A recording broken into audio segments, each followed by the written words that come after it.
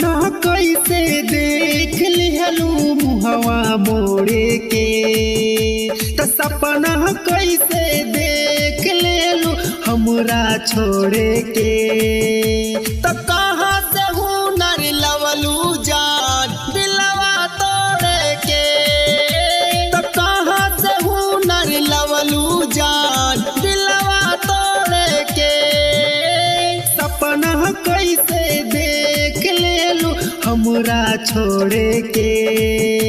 तो कहाँ से हुनर लवलू जान दिलवा तोड़े के। तो कहाँ से हुनर लवलू जान दिलवा तोड़े के। दिलवा तोड़े के। दिलवा तोड़े के।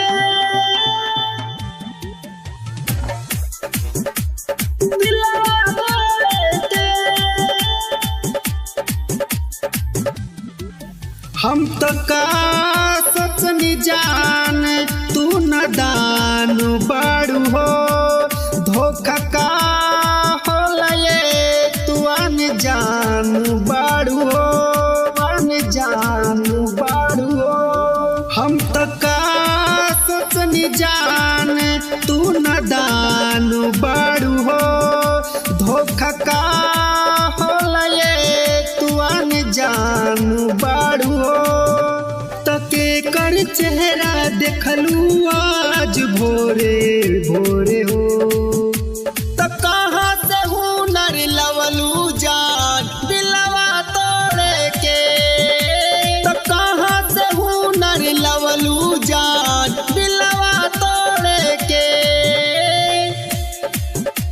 दिलवा तोड़े के। दिलवा तोड़े के। दिलवा तोड़े के।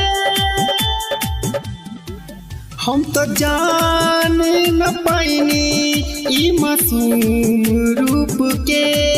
तीर मारत रहलू दिल में तू छुप छुप के। तू छुप छुप के।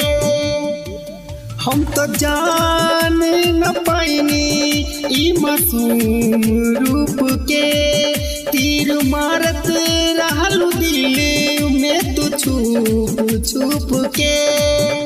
त मोहन राजधानी के चोट दिहलू जोरे से।